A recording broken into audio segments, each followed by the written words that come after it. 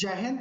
हम ratio chapter को solve कर रहे हैं, जिसमें हमने अभी तक उसके 6 वीडियोस देखे हैं। उसमें हमने पहले बेसिक कंसेप्ट को जाना, फिर उसके ऊपर लैंग्वेज के किस तरह के क्वेश्चन बनते हैं वो जाने। फिर हमने पिछले वीडियो में देखा था कि A is equal to B cross C type क्या होता है। इसके अंदर हमने उसके बेसिक क्वेश्चनों को जाना कि परीक्षाओं में किस प्रकार का क्वेश्चन बनते हैं। आज हम देखने जा रहे हैं कि A is equal to B plus C. तो इससे पहले अगर आपने वो वीडियोस नहीं देखे तो एक बार जाकर उन क्लासेस को जरूर देखें। तो चलिए स्टार्ट करते हैं आज की क्लास को। तो देखिए, a is equal to B plus C क्या होता है। जैसे मैं बोलूं, अभी आप लोग तैयारी कर रहे हैं, ठीक है, आप लोग तैयारी कर रहे हैं तो आपका सिलेक्शन होगा कहीं ना कहीं। जब आपका सिलेक्शन होगा तो आपकी कोई इनकम होगी। क्या होगी? इनकम, तो आय होगी।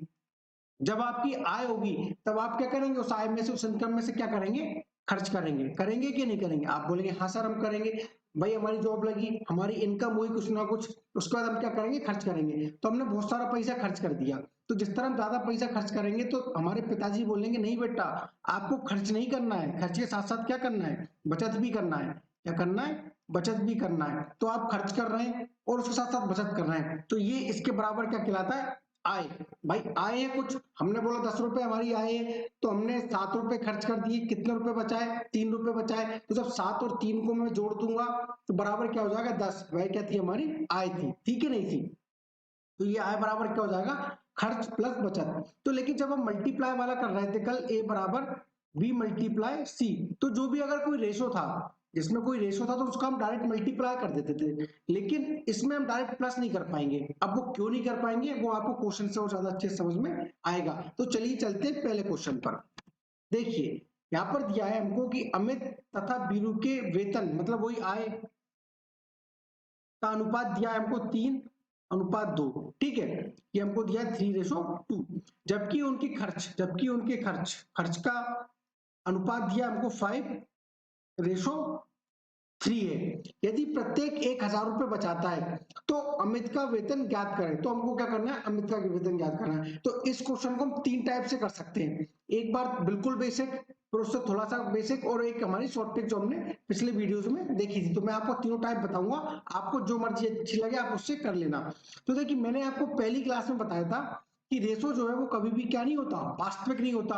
तो हमको इसको वास्तविक में बदलना पड़ेगा। तो आय है, इसको वास्तविक में बदलने के लिए मैंने इसमें एक्स का गुणा, इसमें x का गुणा कर दिया। तो मेरी आय क्या हो गई? 3x और 2x। मेरी नहीं, मतलब ये अमित की है, ठीक है, और ये वीरू की है, ठीक है। और उसका खर्च, अब देखिए खर्च का तो अनुपात अलग होगा। तो हमने मान लिया खर्च क्या होगा? y, और ये हो जाएगा y। तो ये आ गया। अब वो क्या कर रहा है? 1,000 रुपए बचा रहा है। अभी हमने देखा था कि आय बराबर हमारा होता है, क्या होता है? खर्च प्लस बचत। अब हम में से, इसमें से किसी का भी मान निकाला है तो उसको यहाँ लिया है। तो अब देखिए आय, अगर मैं आय मेरी क्या है? 3x है, उसमें से मैं खर्च -5y को घटा दूं तो मेरी क्या आ जाएगी? बचत आएगी। आएगी कि नहीं आएगी? तो सवाल में क्या दिया है? 1,000 के बराबर, ठीक है, ये होगा 1,000। दूसरा, अब मैं इसमें से 5, इसमें से मतलब बीरू की निकालना है मुझे। बीरू की आय कितनी है? 2x है, उसका खर्च कितना है? 3y। तो मैं 3y निकाल दूं तो भी क्या जाएगा मेरा? खर्चा आ जाएगा, सॉरी बचत आ जाएगी। आई कि नहीं आई? भाई उसकी आय में से मैंने उसके खर्चे को घटा दिया तो हमको क्या मिल गया? बचत मिल गया। तो ये था एक तरीका। इसको तो हम सभी लोग सॉल्व करना जानते ही हैं, विलोपन विधि लगा देंगे, क्लास 10th में हमने पढ़ी है। तो इससे हम x का मान निकाल लेंगे और y का मान निकाल लेंगे।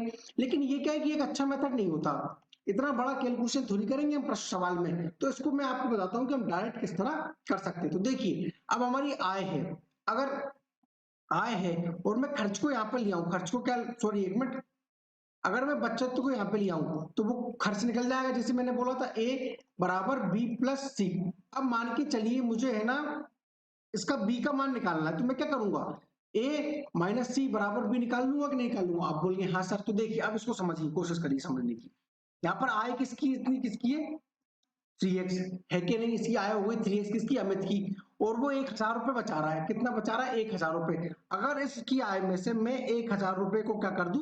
माइनस कर दूं। अगर मैं उसकी आय में से 1,000 रुपए को माइनस कर दूं तो मुझे खर्च मिलेगा कि नहीं मिलेगा? आप बोलेंगे हाँ सर मिलेगा, ये मिल जाएगा, ठीक है। और लेकिन यही इसी सवाल में अगर मैं बीरू की आय 2x में माइनस में से उसके खर्च को घटा दूं, सॉरी उसकी बचत, बचत क्या है इसकी? 1,000, उसको मैं घटा दूं तो मुझे इनका क्या मिल जाएगा? ये क्या दिया है? खर्च। ये खर्च मिल जाएगा कि नहीं मिलेगा? आप बोलेंगे हाँ सर। तो इसका अनुपात हमें कितना दे रखा है? 5/3 दिया है कि नहीं, सवाल में प्रश्न में ही दिया है हमको कि भाई उनके खर्च का अनुपात क्या है, 5/3, और हम रेशो को इस बटे में के फॉर्म में लिख सकते हैं, बस आप मल्टीप्लाई कर दीजिए, हो गया सवाल। देखिए ये ज्यादा आसान है, सॉल्व करना ही हो जाएगा। 3x minus 3000 is equal to 5 दूनी 10x, सही है कि नहीं भाई। 3x माइनस 1000 क्या था, 5/3, ठीक है। 3×3 9x होगा, सॉरी 9x माइनस ये, ठीक है 10, और ये हो जाएगा माइनस 5000, ठीक है। अब ये यहाँ पे जाएगा तो x बराबर, भाई 9x यहाँ पर जाएंगे तो माइनस के होगा, 10x में से 9x किया तो x बचा, और ये 5x 5000 इस साइड आएगा तो प्लस का हो जाएगा, तो उसमें से बचा कितना, 2000, ठीक है। तो x बराबर क्या आ गया हमारे पास, 2000। अब क्या पूछा है वो हमसे, तो अमित का वेतन ज्ञात कीजिए, तो अमित की आय ज्ञात कीजिए। अमित की आय कितनी मानी थी हमने, 3x, बस गुणा कर दीजिए, 3 मल्टीप्लाई 2000, तो क्या जाएगा हमारा 6000। तो अमित की वेतन कितनी आ जाएगी हमारे पास, 6000। और अगर बीरू की वेतन पूछता तो हम 2x में से गुणा कर देते, करते कि नहीं करते, तो हमारा क्या जाता, आंसर आ जाता। तो आप इस तरह से भी इस क्वेश्चन को सॉल्व कर सकते हो, ये अच्छा तरीका है सॉल्व करने का, ना कि ये वाला। इसके थ्रू मत जाइएगा, ये भी बेसिक है, आप इससे भी कर सकते हैं, ब्लूप्रिंट भी दिलाएगा, लेकिन इसमें टाइम ज्यादा लगेगा। इसमें कोई टाइम नहीं लगना, केवल कैलकुलेशन है, आप कर लेंगे, ठीक है। इसका मैंने एक और तरीका बताया था आपको उस तरह के सवाल को सॉल्व करने का, तो चलिए मैं उस तरीके से भी आपको बता देता हूँ। देखिए मैंने क्या बताया था आपको कि इनका आय का अनुपात दिया है हमको 3/2, ठीक है, और उनके खर्च का अनुपात दिया है हमको 5/3, दिया है कि नहीं दिया। और पिछला वीडियो आपने देखा हो तो उसमें मैंने बताया था कि जब भी वे समान खर्च की, या जब सब भी समान माइनस की बात करें, तो हम क्या करेंगे, इनके अंतर को समान करेंगे, क्योंकि यहाँ पर किसकी बात कर रहा है, 1000 की बात कर रहा है, याद करिए पिछली वीडियो मैंने बताया आपको। तो इसको करने के लिए मैंने क्या बताया था आपको कि आप क्या करिए, इन दोनों का अंतर लीजिए, तो 3 में से 2 गया, क्या बचा, 1 बचा। यहाँ 5 में से 3 गया तो कितना बचा हमारे पास, 2 बचा, ठीक है। और इन सबका आपस में त्रिक मल्टीप्लाई, इसका मल्टीप्लाई इसमें और इसका मल्टीप्लाई इसमें, ठीक इसी तरह ये 2 का मल्टीप्लाई 3 में और 2 का मल्टीप्लाई 2 में कर दीजिए। देखिए 3 दूनी 6, 2 दूनी 4, 5 एकम 5 और 3 एकम 3, तो हुआ कि नहीं हुआ। अब देखिए 6 में से वो क्या कर रहा है, 1 रुपए खर्च कर रहा है, ठीक है, सॉरी 1 रुपए, मतलब देखिए 6 उसकी आय हो गई, हुई कि नहीं, ये आय हो गई आय, और ये क्या हो गया, खर्च हो गया, ठीक है। अब रेशो में समझ में, उसकी आय है 6, खर्च कर रहा है 5, बचा कितना रहा है, आप बोलेंगे 1 यूनिट बचा रहा है।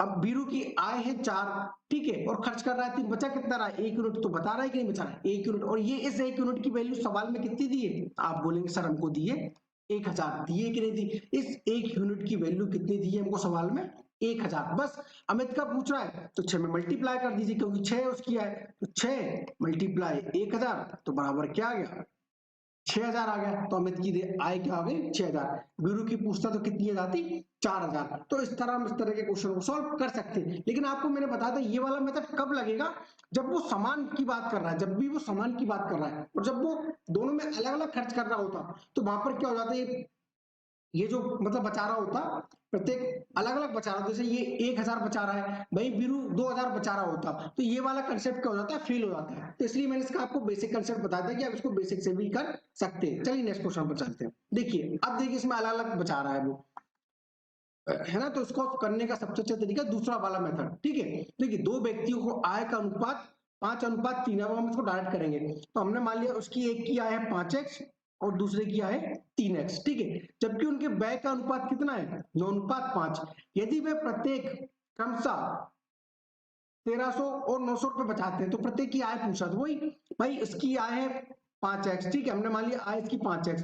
अगर वह क्या कर रहा है, 1300 रुपए बचा रहा है, उसकी आय में से मैं 1300 रुपए को घटा दूं तो मुझे क्या निकलेगा, व्यय निकलेगा। ठीक उसी तरह दूसरे की आय में से मैं 900 रुपए घटा दूं तो भी मुझे क्या मिल जाएगा, व्यय मिल जाएगा। और इनका अनुपात दिया हमको 9/5, 9/5 में सॉल्व कर लीजिए। देखिए हो जाएगा 25x minus 13×5 = 00 is equal to 27x minus 81। ठीक है, ये यहाँ ये 25x यहाँ पर जाएंगे तो क्या हो जाएंगे, 2x हो जाएगा इज इक्वल टू, ये क्या यहाँ पे जाएंगे तो प्लस के हो जाएंगे, ठीक है। तो ये बचेगा, ये क्या 6 बचा और ये 1 बचा, 1600 बचेगा। x की वैल्यू क्या आ गई, 800, सॉरी। तो x की वैल्यू हमको प्राप्त हुई 800। मैं पूछा तो प्रत्येक की आय याद करना, प्रत्येक क्या है, इसकी 5x है, इसकी 3x, बस मल्टीप्लाई कर दी 5 × 800 और 3 इंटू 800 आ जाएगा, 8×5 = 40, इसकी आ गई 4000, 8×3 = 24, इसकी आ गई 2400। ठीक है, तो दो व्यक्तियों की आय हमको प्राप्त हो गई। तो ये अच्छा तरीका है, ना कि जो मैंने पहला वाला कंसेप्ट बताया था ये। तो इस तरह से हम केवल कैलकुलेशन हम लोग कर सकते हैं, कोई दिक्कत नहीं इस तरह के क्वेश्चन को सॉल्व करने की। चलिए चलते हैं नेक्स्ट क्वेश्चन पर। देखिए अब है ना, इस तरह के क्वेश्चनों में एक बात याद रखना जो मैंने आपको स्टार्टिंग में बताई थी यहाँ पर, कि हम डायरेक्ट इसकी आय को मतलब खर्च और प्लस बचत को जोड़ नहीं सकते। ऐसा क्यों नहीं कर सकते? क्योंकि आपको मैंने बताया था कि हमने इसमें इसकी आय मानी थी 3x, और क्या माना था अपन ने, खर्च माना था 5y। तो हम अगर इसको डायरेक्ट जोड़ेंगे तो ये यहाँ पे क्या है, कंसेप्ट x है, और यहाँ पर ये क्या है, y। यूनिट अलग अलग है, तो हम इनको डायरेक्ट नहीं जोड़ सकते। तो ये क्या करेगा, सवाल में कोई ना कोई रिलेशन देगा इन सवालों को सॉल्व करने का। तो वो मैं रिलेशन बताता हूँ आपको। जो इस सवाल में देखिए, ए बी तथा सी की आय का अनुपात, भाई ए है, बी है और सी है, इनकी आय का अनुपात दे रखा है हमको। ये थोड़ा सा बड़ा हो गया, मैं यहाँ पे लिखता हूँ उसको, ए बी आय का अनुपात दिया है हमको 11:9:10 अनुपात में। ठीक है, तथा उनकी बचत का अनुपात, बचत दिया है कितना, 3, 5, 5 है। तो अगर हम मैं से बोलूं कि आय इतनी है, बचत इतनी है, तो इसका खर्च कितना होगा? तो आप 11 में से 3 को डायरेक्ट माइनस नहीं कर सकते। मैं ये वाली बात आपको समझाना चाह रहा था कि मैं आपसे बोलूं कि इनकी आप खर्च बताइए भाई। अभी वाला हमने जाना था कि आय बराबर क्या होता है, खर्च प्लस बचत। होता है कि नहीं होता? आप बोलेंगे हमको आय दिए, बचत दिए, खर्च। अब खर्च निकालना तो आप डायरेक्ट 11 में से 3 को माइनस नहीं कर सकते, क्योंकि मुझे रेशो को इक्विवेलेंट समतुल्य बनाने के लिए इसको मैं 11x करना पड़ेगा, इसको 9x करना पड़ेगा, इसको 10x करना पड़ेगा। पड़ेगा कि नहीं? और यही इसकी बचत को मुझे 3y, 5y और 5y करना पड़ेगा। और जब अगर मैं इसमें से इसको उठाऊंगा तो ये यूनिट अलग है और ये वाली यूनिट क्या है, अलग है। तो इसलिए मैं इस प्लस वाले कंसेप्ट में डायरेक्ट रेशो को प्लस नहीं कर सकता। मल्टीप्लाई हम कर सकते थे, क्योंकि मल्टीप्लाई में कोई फर्क नहीं पड़ता, मल्टीप्लाई में वैल्यू कट जाती है, लेकिन यहाँ पर ये कटेगी नहीं। तो क्या हो जाएगा, हमारी दिक्कत आ जाएगी, सवाल को हम सॉल्व नहीं कर पाएंगे। तो इस दिक्कत को सॉल्व करने के लिए क्या होगा कि सवाल में इनके बीच में कोई ना कोई रिलेशन दिया होगा। सवाल में ये जो आय है, बचत है या खर्च है, इनका आपस में कोई ना कोई रिलेशन दिया होगा। तो उस रिलेशन से हम इस रेशो को क्या करेंगे, इक्विवेलेंट बनाएंगे, मतलब समतुल्य बनाएंगे, है ना। तो जब समतुल्य बन जाएगा तो हम इसमें से डायरेक्ट इसको माइनस कर देंगे। तो अब हम चलते हैं आगे, सवाल पे क्या दिया है देखिए। सी अपनी आय का आधा भाग बचाता है। भाई सी जो है वो अपनी आय का आधा भाग क्या कर रहा है, बचा रहा है। तो ये क्या दे रखा है, इसमें संबंध दे रहा है इन दोनों का आपस में। तो देखिए सी की हमने आय कितनी मानी थी, सी की आय थी हमारे पास 10। अब वो क्या बोला, सी अपनी आय का आधा भाग, कहीं ना कहीं आधा भाग क्या कर रहा है, बचा रहा है। और ये किसके इक्विवेलेंट दिया है, आप बोलेंगे सर 5 के दिया है। दिया है कि नहीं दिया? तो ये 5 10 तक क्या, तो ये 5 बराबर 5। तो एक बराबर क्या आ गया, 1 यूनिट। आया कि नहीं आया? ये इसके क्या है, इक्विवेलेंट है। बस हमसे क्या मिल गया, संबंध मिल गया। अब यहाँ पर देखिए सवाल में कितना अच्छा दिया था, इसमें डायरेक्ट ही हमको दिख रखा है। डायरेक्ट क्या दे रखा है, हमको दिख रहा है कि इसका जैसे ही हम आधा करेंगे तो क्या आ जाएगा, 5 आ जाएगा। क्या आ जाएगा, 5 आ जाएगा। तो ये कहीं ना कहीं सवाल में इक्विवेलेंट ही है। ये क्या है, इक्विवेलेंट ही मतलब समतुल्य है। अगर ये समतुल्य नहीं होंगे तो हम इसको क्या करेंगे, समतुल्य बनाएंगे। अगले आने वाले क्वेश्चन में मैंने ऐसा क्वेश्चन लिया है जिसमें हम देखेंगे कि अगर इक्विवेलेंट नहीं है तो हम किस तरह उसको इक्विवेलेंट बनाएंगे। लेकिन इसमें एक बहुत अच्छी बात है इस सवाल में कि हमको ये इक्विवेलेंट बने हुए दिए ही हुए। तो अब 1 यूनिट की वैल्यू क्या है, 1। अब इससे हम आय निकाल लीजिए। तो आय निकालने के लिए हम क्या करेंगे, इन सभी में क्या करेंगे, 1 से मल्टीप्लाई, किसमें, सब में 1 से। ठीक है, हमने क्या कर दिया, 1 से मल्टीप्लाई कर दिया। तो देखिए इनको कोई फर्क पड़ेगा क्या, आप बोलेंगे सर कोई फर्क नहीं पड़ रहा। तो यहाँ पर देखिए अब मैं इसको यहाँ पर यहीं पे लिख देता हूं मैं, 1 मिनट यहाँ पे लिख देता हूं मैं। देखिए तो इसकी आय क्या हो गई, वही चीज है, 11:9:10 यही हुई, क्योंकि इसमें 1 का मल्टीप्लाई करने से कोई फर्क नहीं पड़ रहा। अब देखिए अभी इक्विवेलेंट मतलब समतुल्य हुआ है। तो सवाल पढ़िए क्या दिया है, सभी की कुल आय मिलाकर कितनी है, 90,000 है कि नहीं? बस निकाल लीजिए सभी की आय, ये हो जाएगा 30 रेशो। आया कि नहीं? और 30 रेशो की वैल्यू सवाल में क्या है, 90,000 हमको दे रखी है। बस एक रेशो की वैल्यू निकाल लिए, क्या हो जाएगा, ये 3 बार गया, ये 0 0 कट गया, 3000 आ गया। तो एक रेशो की वैल्यू क्या आ गई हमारे पास, 3000 आ गई। क्या आ गई, 3000। अब हमसे क्या पूछ रहा है, तो बी कितने रुपए खर्च करता है, क्या करता है, तो क्या करता है, बी कितने रुपए खर्च करता है। अब देखिए ये तो इक्विवेलेंट हो गए कि नहीं हुए, ये आपस में इक्विवेलेंट हो गए। तो अब हम इनको डायरेक्ट घटा सकते हैं, क्या कर सकते हैं, डायरेक्ट घटा सकते हैं। तो अब हम इसको इसका क्या निकालना है, खर्च निकालना है।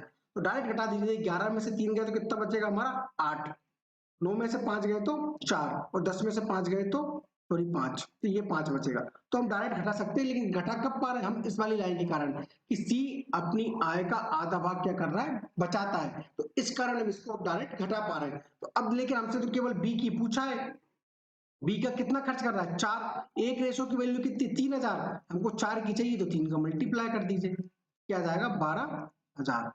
तो जो बी है वो कितना खर्च कर रहा है 12000। अगर ए का पूछता तो हम 8 में मल्टीप्लाई कर देते, और 5 का मतलब सी का पूछता तो हम 5 का कर देते खर्च, और अगर बचत पूछता तो हम 3 में मल्टीप्लाई कर देते, बी का पूछता तो 5 में, सी का पूछता तो 5 में। इस तरह हम इस तरह के क्वेश्चन को सॉल्व कर सकते हैं, लेकिन कब कि हमें ये वाले कोई ना कोई लाइन से इसको क्या करना पड़ेगा, इक्विवेलेंट बनाना पड़ेगा। ठीक है, तो आपको ये चीज समझ में आ गई होगी। अगर ये चीज समझ में नहीं आई तो देखो मैं नेक्स्ट क्वेश्चन में और बताऊंगा, तो सारे डाउट क्लियर हो जाएंगे। देखिए इस क्वेश्चन से आपको सारे डाउट क्लियर हो जाएंगे। देखिए 3 व्यक्तियों ए बी सी की आय दी है हमको, ठीक है, 3 व्यक्ति इनकी आय दी है हमको ए बी सी, ठीक है, क्या दिया है 4:5:6, और उनके खर्च इस बार हमको खर्च दिया है, ठीक है, पिछले सवाल में हमको बचत दिया था, ठीक है, 9:8:7, ठीक है। अब देखिए डायरेक्ट तो हम इसका बचत निकाल सकते, देखिए इसमें क्या दिया, बचत का अनुपात निकालिए। अब आप ये मत कर देना, बचत पूछा तो 4 में से 9 गए तो 5 बचे, 5 में से 8 गए तो 3। भाई पहली बात तो ये 4 यूनिट छोटी है और ये 9 क्या है बड़ा, तो हम डायरेक्ट घटा भी नहीं सकते। क्या आप इनको डायरेक्ट घटा के इसका आंसर लिख देंगे बचत का अनुपात हो जाएगा, तो ऐसा नहीं कर सकते हम। मैं बार बार बता रहा हूं ऐसा क्यों नहीं कर सकते, क्योंकि ये क्या है, समतुल्य नहीं, इक्विवेलेंट नहीं। इक्विवेलेंट मतलब वास्तविक नहीं है रेशो, वास्तविक बनाने के लिए इसमें एक्स का गुणा करेंगे, इसमें y का गुणा करेंगे, तब जाके वास्तविक होगा, तब बताएंगे, तो उसको हमको दूर करना पड़ेगा। तो उसके लिए इसमें एक लाइन दी, देखिए यदि a की बचत उसकी आय का 1/4 है, भाई a की कोई बचत है, मतलब a जो है इसकी जो बचत उसकी आय कितनी है 4, तो a की बचत उसकी आय का 1/4 मतलब 1/4 है, क्या जाएगा 1, 1 जो आई वो क्या आई हमारे पास बचत आई, क्या आई बचत आई, आई के नहीं है, आप बोलेंगे हाँ सर क्योंकि सवाल में दिया है यदि ए की बचत उसकी आय का 1/4 है, उसकी आय का 1/4 है, ठीक है, तो बचत कितनी आ गई उसकी 1 आ गई। अब मुझे खर्चा निकालना है, अब मुझे खर्चा देखिए अब क्या होता है आय, इसको तो आप बिल्कुल दिमाग में रखिए, तभी सारे क्वेश्चन बहुत आसानी से सोल्व होंगे। खर्च प्लस बचत, ठीक है ठीक है। अब आय हमारे पास कितनी 4, क्योंकि 4 यूनिट में, ये सब क्या यूनिट है, ठीक है, यूनिट चल रहा है, तो 4, भाई 1 मेरी बचत है -1, तो बराबर 3 मेरा क्या आएगा, आप बोले सर 3 हमारा आएगा खर्चा आएगा, क्या आएगा खर्चा आएगा, आय के नहीं आया। भाई इस वाली लाइन को पढ़िए, एक ही बचत, एक ही जो बचत है उसकी आय का 1/4, आय कितनी है 4, 4 का 1/4 बराबर कितना 1 दिया है सवाल में, तो 4 - 1 बराबर 3, तो ये जो 3 आया क्या आया खर्चा आया हमारा सवाल में, इस वाले में, इस वाली लाइन को पढ़ने से। लेकिन लेकिन सवाल में इधर खर्चा कितना दिया ए का, आप बोलेंगे सर 9 यूनिट, कितना दिया है 9 यूनिट। अगर हमको इन दोनों लाइनों को आय और खर्च को इक्विवेलेंट करना है, समतुल्य बनाना है, तो हमें एक ही आय को कितना बनाना पड़ेगा 3, क्योंकि सवाल में कितना दिया है खर्चा 3 दिया है, तो हमें इधर एक ही आय को 3 बनाना पड़ेगा। तो 3 बनाने के लिए हम क्या करेंगे, इसमें सभी में 1/3 से क्या कर दें मल्टीप्लाई। और मैंने आपको पहली क्लास में बताया था कि किसी भी रेशो को हम किसी भी संख्या से गुणा और भाग कर सकते हैं, रेशो के मान में कभी परिवर्तन नहीं आएगा। तो अगर मैं इसमें 1/3 का गुणा कर रहा हूं तो इसमें भी मुझे क्या करना पड़ेगा 1/3, और इसमें भी क्या करना पड़ेगा 1/3। ये बात आपको समझ में आना चाहिए कि मैं 1/3 का गुणा क्यों कर रहा हूँ, क्योंकि मैं इनको आपस में तभी घटा सकता हूँ जब ये दोनों आपस में कोई ना कोई संबंध बताते हो और ये इक्विवेलेंट हो जाए। तो हमें इसमें सवाल में खर्चा दिया है ए का 3 और यहाँ पर दिया है 9, तो उसको इक्विवेलेंट बनाने के लिए इस 9 को हमको क्या करना पड़ेगा 3 बनाना पड़ेगा, और इस 9 को 3 बनाने के लिए हमें क्या करना पड़ेगा 1/3 से गुणा। तो बस ये खर्चा कितना हो जाएगा, देखिए ये हो जाएगा 3, ये हो जाएगा 8/3 और ये हो गया 7/3। बस अब इस सवाल में कुछ भी नहीं बचा, हमसे क्या पूछा बचत। अब हम इसको डायरेक्ट घटा देंगे तो हमको क्या मिल जाएगी बचत मिल जाएगी, देखिए क्या मिल जाएगी बचत। अब आप डायरेक्ट घटा दीजिए, इस 4 में से 3 को घटाएंगे 4 - 3, इस 5 में से हम घटाएंगे 8/3 को, ठीक है, और इस 6 में से घटाएंगे हम 7/3 को, तो हमारे पास बचा तो चाहिए 4 में से गया, और 4 में से 3 गया 1 बचा, 5 × 15, 15 में से 8 गए तो 7 बचे 3 बचा, 6 × 18 में से 7 गए तो 18 में से 7 कितना बचा 11/3, 3 बचा, ठीक है। ये क्या आ गई हमारे पास बचत आ गई किसकी, ए बी सी की। लेकिन यहाँ पर 3 है तो इसको समतुल्य बनाने के लिए हम क्या करेंगे, 3 से गुणा कर देंगे। तो 3 से यहाँ पे गुणा, 3 से यहाँ पे गुणा और 3 से यहाँ पे गुणा, तो ये हो जाएगा 3:7:11। तो इनकी बचत का अनुपात क्या हो जाएगा, ए अनुपात बी अनुपात सी की बचत का अनुपात क्या हो जाएगा, ये क्या बचत 3:7:11। तो इस तरह आप इस तरह के क्वेश्चन सॉल्व कर सकते हैं। आपको क्या करना पड़ेगा, उनको पहले इक्विवेलेंट बनाना पड़ेगा सवाल में जो कंडीशन दी है। चलिए नेक्स्ट क्वेश्चन पर चलते हैं। देखिए अब हमको फिर से दिया है ए बी तथा सी की आय का अनुपात, आय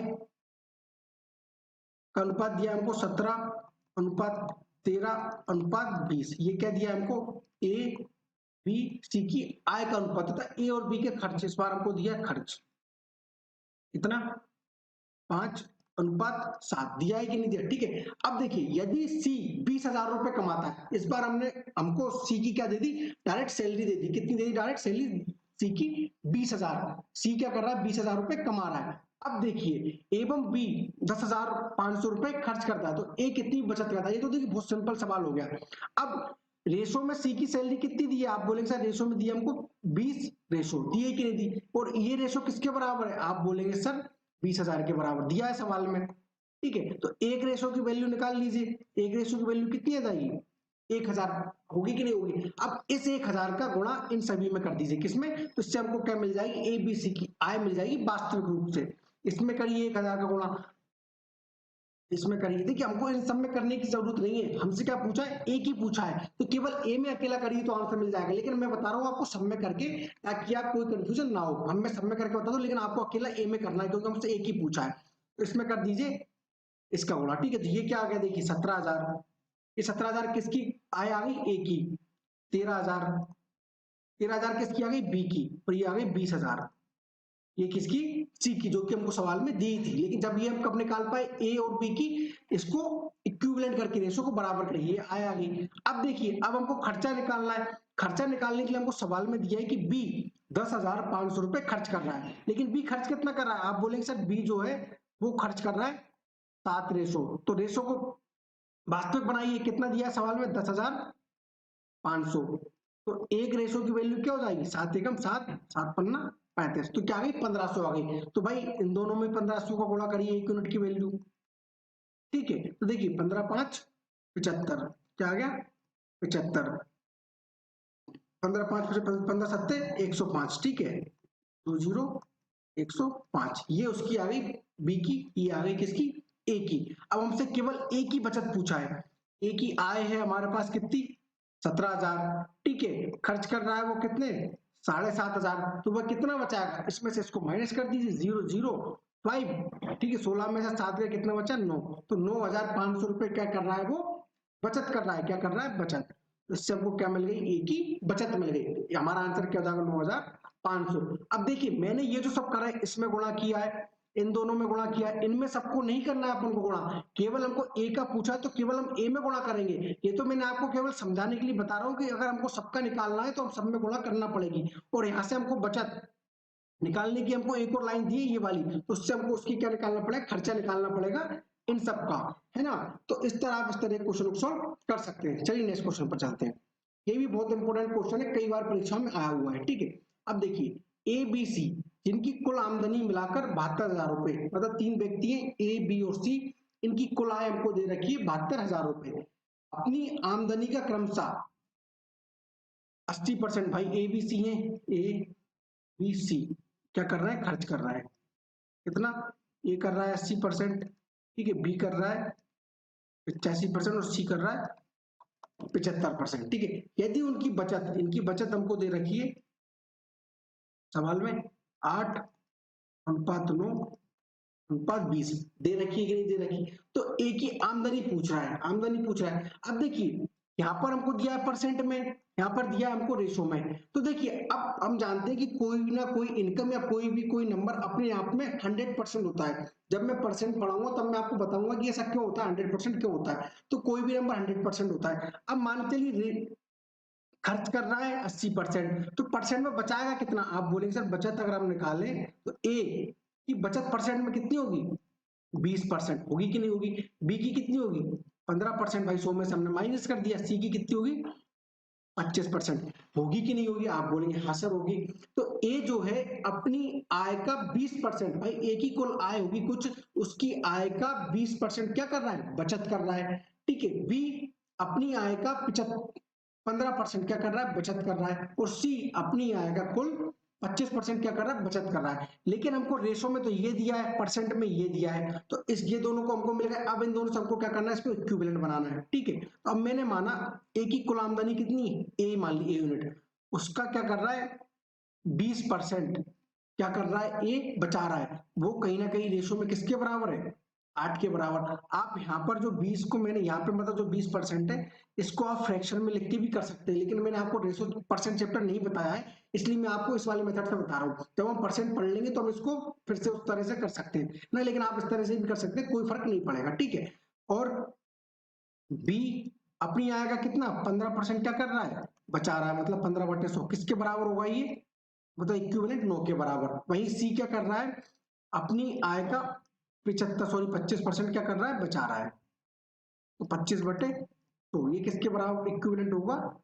20 के बराबर। बस सॉल्व कर लीजिए। देखिए 20×5 = 100 और 5 इधर जाएगा तो 1 के बराबर क्या आ गया? 40। ठीक है। बी इसको काट दीजिए 3 से 5 बार और ये 3 बार, तो ये कितनी बार जाएगा? ये भी 20 बार, तो बी का क्या आ जाएगा? 60। आया कि नहीं आया? अब सी का 4 बार, 25 चौको, सॉरी कितना? 4 बार और 4 80, कितना जाएगा? सी का 80। कर लेंगे सॉल्व सभी लोग। सी का क्या आ गया? 80 आ गया। तो ये क्या आ गया? ए बी सी की आय का अनुपात आया कि नहीं आया? आप बोलेंगे हाँ सर आया। अब हम इनको काट भी सकते हैं, यहाँ पे आपस में काट दीजिए, तो लेकिन काटना मत, क्योंकि कहीं ना कहीं हमको इसके तो इक्विवेलेंट करना है, इनकी कुल आय के। करेंगे कि नहीं करेंगे? आप बोलेंगे हाँ, तो इनको काटना मत, हम डायरेक्ट आगे काटेंगे। तो देखिए 40 और 60 100 और 180, मतलब 180 रेशो की कुल वैल्यू कितनी दी है हमको? 72,000। कितनी? 72,000 सवाल में दी हुई है, क्योंकि दिया है। देखो ए बी सी जिनकी कुल आमदनी मिलाकर कितनी है? 72,000 रुपए। बस निकालिए एक रेशो यूनिट की वैल्यू कितनी हो जाएगी? 0 0 गया, 18 चौको 72, मतलब क्या आ गया? 400 आ गया। एक यूनिट की वैल्यू कितनी आ गई? 400 आ गई। अब हमसे क्या पूछा? एक ही आमदनी, एक ही आमदनी है कितनी? 40। बस मल्टीप्लाई कर दीजिए। एक ही आमदनी के लिए कितना? 40। एक यूनिट की वैल्यू कितनी है? 400। क्या जाएगा ये? 16,000। ठीक है। ए की आमदनी कितनी आ गई? 16,000। बी की पूछता तो हम 60 में गुणा कर देते, कितनी आती? 6 को 24, 24,000। और सी की पूछता तो 8 चौको 32, उसकी कितनी आ जाती? 32,000। ए बी सी के हम निकाल सकते हैं। तो इस तरह आप इस तरह के क्वेश्चनों को कर सकते हैं। ठीक है। हमसे बचत पूछता तो हम बचत भी निकाल लेते हैं, है ना भाई? इसका 20%, उसका 20% निकाल लेते, कुल आएगा तो हमको बचत मिल जाती है ना। तो इस तरह आप इस तरह के क्वेश्चन को सॉल्व कर सकते हैं, है ना। अगर आपको फिर भी कोई डाउट आ रहा है तो आप कमेंट बॉक्स में मुझे बताइएगा, मैं और अब वहां पे आपको क्लियर कर दूंगा। हमने क्या किया, देखिए एक बार और रिपीट कर देता हूँ। उनकी कुल आमदनी मिलकर हमको दी 72,000 रुपए। अपनी आमदनी के क्रम से 80%, 85%, मतलब 75% क्या कर रहा है? खर्च कर रहा है। अब खर्च ही हो गया। बचत हमको दी 8:9:20 के अनुपात में। अब देखिए परसेंट में हमने बचत निकाली, कितनी हो जाएगी? 20, 15, 25%। 100 में से हमने इसको माइनस कर दिया। लेकिन वही सवाल में हमको ये जो परसेंट बचत है, रेशो में हमको क्या दिए? इसके बराबर। तो इसको इक्विवेलेंट करेंगे हम, करने इक्विवेलेंट क्यों करना? वास्तविक बनाने के लिए, उसको समतुल्य करने के लिए, रेशो को वास्तविक बनाने के लिए हम ये कर रहे हैं। तो ये रेशो यहाँ से क्या बन गई? ये वास्तविक बन गए, रेशो वास्तविक बन गए। तो 180 कुल आमदनी हो गई, जो सवाल में किसके? 72,000 के बराबर है। एक यूनिट की वैल्यू आ गई 400। एक ही आय पूछा तो 40 में गुणा कर दिया, क्या आ गया हमारा? 16,000। तो इस तरह आप इस क्वेश्चन को सॉल्व कर सकते हैं। चलिए नेक्स्ट क्वेश्चन पर चलते हैं। ठीक है। तो ये जो सेम क्वेश्चन है, ये भी बिल्कुल प्रीवियस तरह का क्वेश्चन है, तो ये आपकी होमवर्क है। ये वाला है ना, ये सेम टू सेम क्वेश्चन है, ये वाला है ना, ए टू जेड सेम प्रोसेस है। तो इसका आंसर आपको कमेंट बॉक्स में करना है। अगर आपको इसमें डाउट आ रहा है तो अगली क्लास में इसका सॉल्यूशन मैं आपको करा दूंगा। ठीक है। तो ये थी हमारी आज की क्लास। ये क्लास आपको कैसी लगी हमें कमेंट करके जरूर बताएं। मिलेंगे हम अगले वीडियो में। जब तक अपना ख्याल रखिए और हमेशा क्या करिए? मुस्कुराते रहिए। जय हिंद।